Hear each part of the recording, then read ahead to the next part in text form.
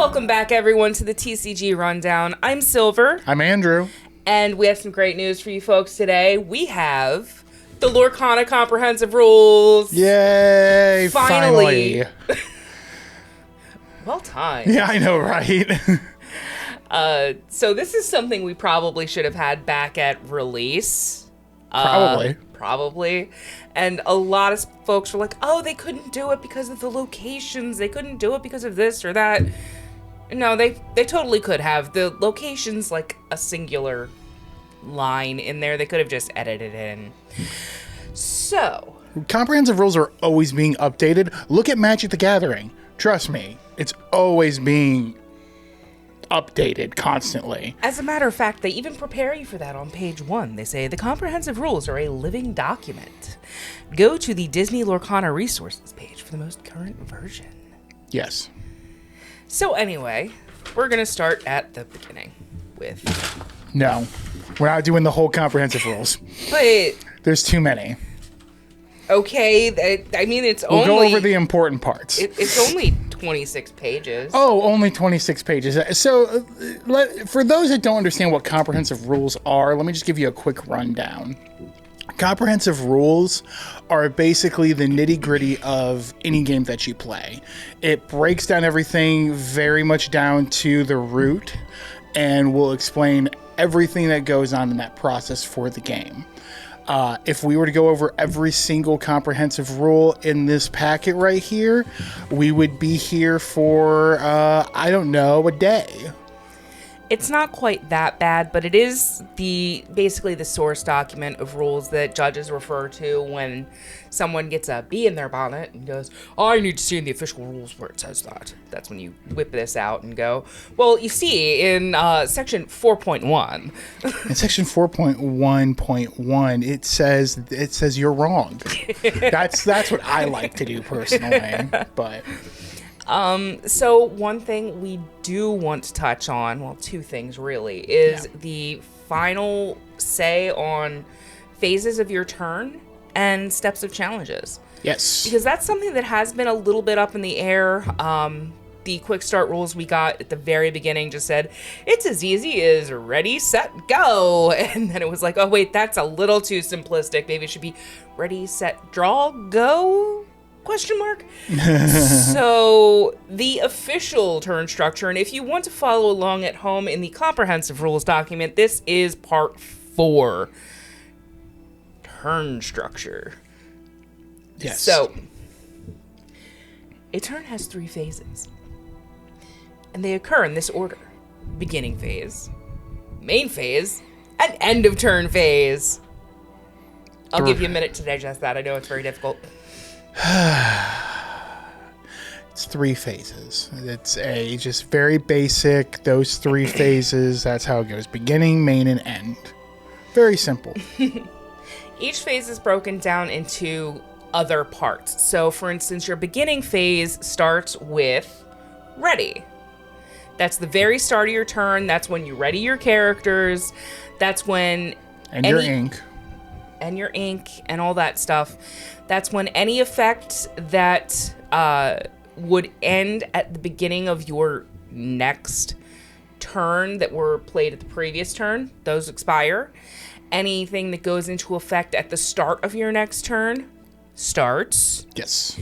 And that is also... what else is it? I'm leaving something out and I can't remember. Well, let's look at the comprehensive rules that are right in front of us. So we've talked about the beginning. We're talking about the beginning phase. Yes, we were talking about ready. So we just went through ready. Now we look at set. Characters that are in play are no longer drawing and will be able to quest, challenge, or use or tap or exert effects to use activated or to exert to have activated abilities this turn. I can talk. It's easy. English is easy. We're going to be posting some audiobooks later on of Andrew reading. Yeah, you're just going to hear me just go, and the fox did something. I don't know. Anyway, so your set phase is, as he mentioned, when your ink officially dries on characters, when they become able to do things. It's also where you gain lore from locations. Yes. And that's the next part. Yep. The active player gains lore from locations. Locations was what I was trying to say. With a lore characteristic they have in play. That's kind of important to keep track of, just because there are effects where you would gain your lore and then you might actually win the game before you even draw. Yes. Or if you have no cards left in your deck and you have a location in play, that might be important.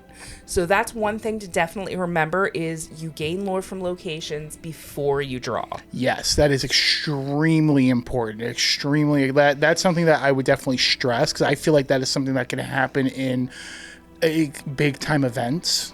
Well, it even came up this past weekend at the case tournament I judged. Yes. It wasn't a ruling I had to make, fortunately, but somebody did play a whole new world with like 2 cards left, and they wanted to know, well, if I had decked, would I have been able to win on my location? And yes, if it's going into your turn and you would have to draw a card from an empty deck, if you've got a location in play, that lore triggers first.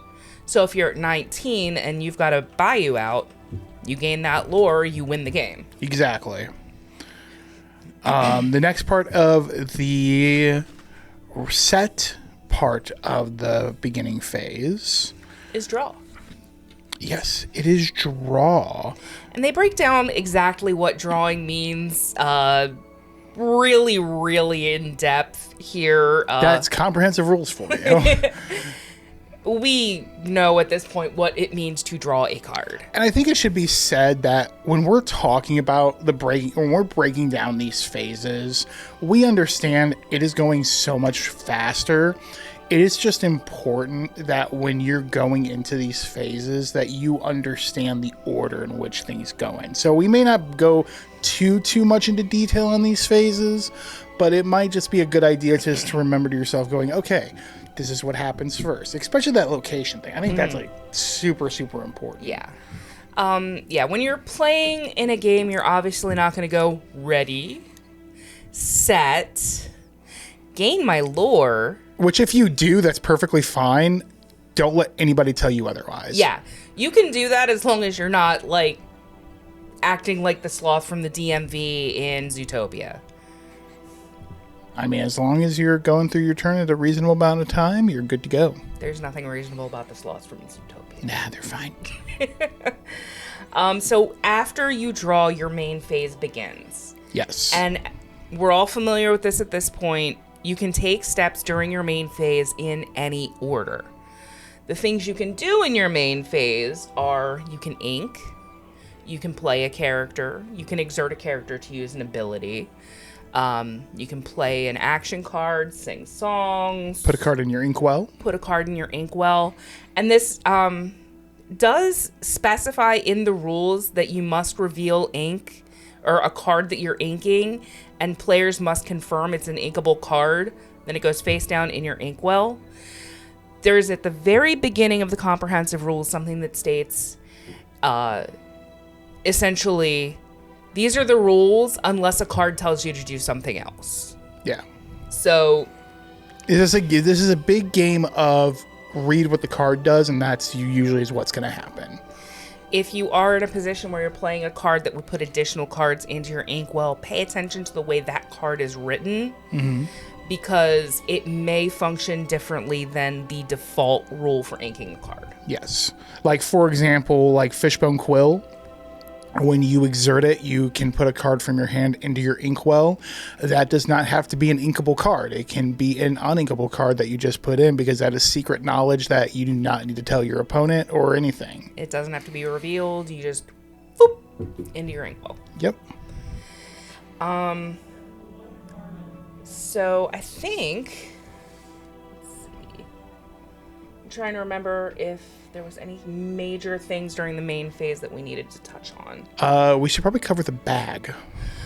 Yes, the bag. It is an official term now. Yes, the bag. Now, bag. Now, for those who want to know what the bag is, for Magic players, it is the stack, basically. Similar to the stack. I'm saying basically because It's the same concept, but it's worked differently in this game. So when you have a triggered ability, you can consider it basically like a little glass marble. It's a separate object from what's going on. That goes into a zone in air quotes called the bag, and that's where you collect all of your triggers. So you have to resolve abilities in their entirety before you can take care of triggers. We're familiar with this from the first set's rulings on Dr. Facilier and songs. Mm-hmm. But you can resolve your triggers from the bag in any order you want, starting with the active player. Yes. So if you have, and we've broken this down before for Ursula, Deceiver of All, if you have multiple triggers off of the same action, you can order them however you like. Please sponsor us, Monster. You can order them however you like, and the active player, as I said, has to resolve all of their triggers before it passes to the inactive player. The game does check its state after every single trigger resolves. So if one of those triggers would cause somebody to lose or win the game, then that's it. Nothing happens. Now, Judge, I have a question for you. Yes. So let's say that I have, so just to make sure we're clarifying this correctly, the active player's triggers go off first. Yes. Then it goes to the non-active. So like, for example, let's say I have a card that says, I know there's a card that doesn't exist like this yet, but we're just going to use this as an example. Okay. So I have a card, let's say I have the Grammatella that is 7 ink. The one that says whenever you place a card in your inkwell, you gain 1 more. Yes. Okay, now let's say my opponent owns a card that says whenever your opponent places a card in their inkwell, you gain 1 more.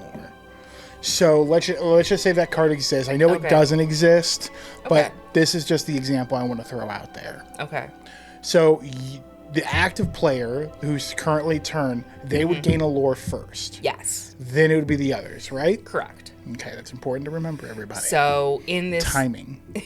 In this theoretical world, if your opponent has a card that says when your opponent puts a card in their inkwell, you gain 1 lore, and you have Grammatella, which says whenever you put a card into your inkwell, you gain a lore. If you're both at 19 lore, the active player wins first. Yes. I say this because at that case tournament that I played in and you judged, we actually did have a timing call. It was the 3rd round. Yes, it was a 3rd round. You had that. I remember. I don't remember. It was right next to me. That's why I remembered. I'm lucky I remember what I ate for breakfast this morning. So another thing that happens during your main phase is challenges. And fortunately, in the comprehensive rules, it breaks down challenges very clearly. And it's actually a whole other section. There it is. 4.3.5. And 4.3.5 has 18 subparts. And we are not going over We are not every going to single read one of every... them. Oh, no, it has 22 subparts. Yeah, we're still not going over every single subpart. I will slap that out of your hands again. So, essentially, a challenge begins when you declare a challenge. We know challenging character is the one that initiates the challenge. Challenged character is the one that is receiving the challenge. Yep. No other cards are considered part of that challenge. And this is important for cards like Tinkerbell, Giant Fairy, because there have been a lot of folks who are like, well, her triggered effect comes from a challenge, so that means that anything banished from that is banished in a challenge, and that's not correct. Right. The only characters involved in that challenge are the attacker and the attackee. Yes. Excuse me. So, which this was explained pretty well. I mean, I understood it that way from the quick start rules. Yeah, it was in the quick start rules. It's been clarified a number of times in both the FAQs and also in the card rulings and clarifications in the actual app. But it's enough. It needs to be reiterated because somehow it keeps slipping under the radar for folks, or they're just not remembering it. So after you declare the challenge, then it checks for challenge or restrictions on challenging. So, for instance, if the challenged character is not a legal target because they have evasive, if that's the case, it fails. You haven't exerted the character yet. You don't exert the character until it's determined that it's a legal challenge. Yeah. I haven't seen this come up yet, but it did come up on Discord earlier today where someone said, oh, well, you've already exerted the character, so you're stuck with it, even if it's an illegal challenge. And that's not the case. The game will reverse Yes. itself, and then you would have to make a correct challenge or you don't challenge. Okay. So after your character is exerted, that's when while challenging effects trigger. So when, for instance, what's a good one? Well, no, I can't really use that one. Let me think. If you have a character that gains, say, +2 strength while challenging, that's when that kicks in. Challenger? Yes. Challenger. Thank you. You're welcome. Thank you for reminding me that there's a keyword that does that. Yeah. I mean, that works for this example. It does work for this example. This is also when things will kick in for while defending. For instance, Enchantress, who has +2 strength, I think, when she is being challenged. So after that, then your triggers happen like if a character were to do a damage when it challenges. Once all those things have been resolved, then damage is actually dealt. Yeah. So that's when the attacking character or the challenging character deals its strength to the opponent, and then the opponent deals its strength back to the attacker. The challenge there, that's not in the bag, that happens right away. So there's no triggers that can go off in that instant where damage is being dealt to each other. And we've clarified this before on the show, but just once more, your strength modifiers and your willpower modifiers are additive, and they cannot go below 0. So when you calculate the damage, you add everything up fresh. So if you've got a +2, a +1, and a -3, it's net 0. If you have a +2, a -1, and a -3, that's net -2. So it's a 0.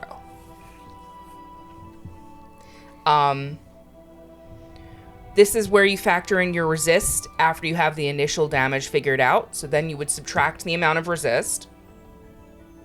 And then the game checks to see if, what am I saying? The game checks to see if there's a trigger when damage is dealt. If there's trigger when damage is dealt, that goes into your bag. It does not resolve yet. You have to resolve the whole challenge before those triggers go off. Yes. And that's another important thing is challenging and questing are treated as a block of time. So that's when all of your triggers go into the bag until they're resolved. Then your while challenging and while being challenged effects over are done with. You resolve all your triggers, then the challenge is over. But again, things that would trigger onto a character not directly involved in the challenge go off. Those are not considered the result of a challenge. Nice. Like I said, it's 22 parts. I highly recommend anyone playing at more than just a casual level check out this specific part of the comprehensive rules, because it is going to be important to understand when during a challenge certain things happen. And above everything else, just remember, you don't interrupt the challenge for triggers. Those all resolve after the challenge itself. You pack everything out of your bag, starting with the active player after the challenge. I think we've gone over a good amount of this stuff. We just have to talk about one final steppy step. 4.4, end of turn phase. This is really simple. It's after you've taken all of your actions, you move to your end phase. Anything that would happen at the end of your turn happens. So this is when your support stuff goes away. This is when any plus strength your turn goes away, plus evasive until the end of your turn goes away. When Smee takes damage because there's no captain out. This is when Smee takes his damage. That can and may put triggers into your bag. The turn doesn't officially end until all of those triggers are resolved. Till the bag is empty. Yes. So that last little bit, resolving any leftover triggers, that's your cleanup phase. We've heard this term in other games before, but your turn is not over until the bag is empty. Yes. Excuse me. And I think that's all we really wanted to touch on from the comprehensive rules today. Yes. We still don't have any news on the judge program or judge tests, aside from the fact that if you are selected to judge at the Atlanta or Lily Lorcana Challenge events, you will be given the opportunity to take the judge test at the event. Yes, and we should talk about those real fast, because so we are planning on going to the Atlanta Lorcana Challenge event. We are going to be in Atlanta. Mr. Andrew here is going to be competing because he won the refresh lottery. Well, technically you won the Technically, refresh lottery because, yeah, let's talk about that for a second. Possible ranting coming. Rants. So when they announced the Lorcana challenges, they announced that there was going to be a cap of 512 people. That's not a lot of people. That is not a lot. It was, but yeah, it's not a lot of people. And the issue they had was that the tickets for the Atlanta went live this past Sunday. So, like good little beans we are, we stood by our computers. They went live noon on Sunday. The moment it hit noon, we rushed to get in there. This one was able to get a ticket, which my name will be put onto there. We got to do that, by the way. I've been waiting to see if they're going to be changing up the events at all, because there have been whispers that they might be. I don't think they're changing Atlanta. I think Atlanta's too late. Yeah. But I was unfortunately not lucky enough to win the refresh game. And apparently, according to PPG's website, over 40,000 people was attempting to get one of 512 tickets. They did clarify that the 40,000 was just site traffic, not people Yes. trying to get the ticket specifically. Okay, good thing that they clarified that. I did not but know it was that they still a clarified that. whole lot of people. It was a lot of people, and the tickets sold out in 2 minutes. I think it was less than that. Probably less than that, but I know by the 2 minute mark, I was saying, you've been waitlisted. They did have a big thing on there that said no scalping, and yet people... So here's a funny thing. Apparently people have been selling their Eventbrite accounts. They managed to get entries to the Lorcana Challenge, and they sold their Eventbrite accounts so that people could get the tickets. Yeah, that's not cool. That's not don't cool do at all. that. Yeah, don't.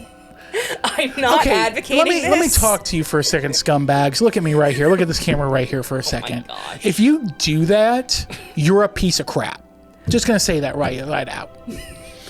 Sorry, it had to be said. It had to be said. That's I feel just. like we need a poop emoji or something. There. You're one of these. Sorry, it's just that thing just it gets me so angry. It just gets me so angry that people who want to get in there and compete and play and go for the top prizes, trying their hardest, and you got people out there that want to ruin it for everybody. That's just. I know there are people that will cheat the system constantly, and there's nothing we can do about that, but I will say Eventbrite did one right thing. They made it so it was only one ticket per account. Yes. I actually had to set up an Eventbrite account just to do it, because you usually just get our tickets for us. Yeah, usually I do that, but... I will also note, if you are planning to be in the Atlanta area during the Lorcana Challenge, there are going to be side events. Yes.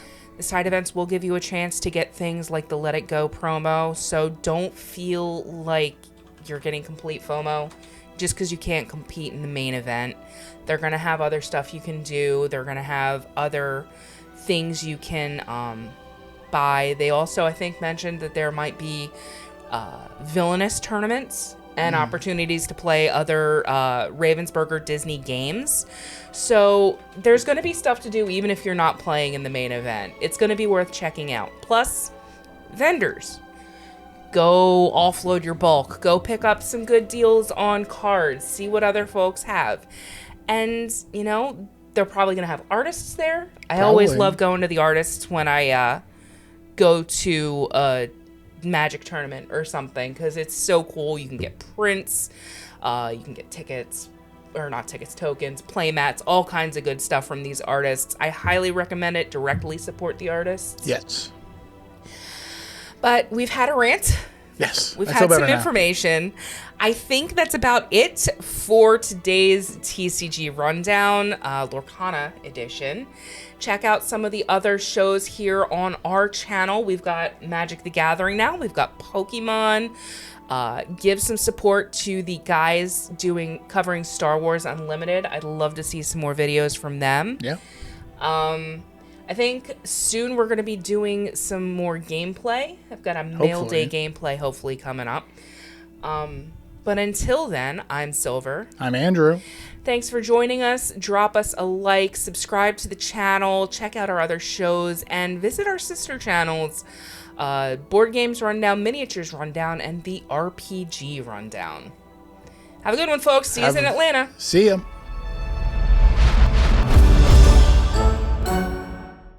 Put out of your hands. Oh, I totally. That's fine. I just don't want you jumping, going, oh my gosh. Oh. My stars and goddess. The vapors. Okay, so I was rolling on that, so that's going to be our starting. Excellent.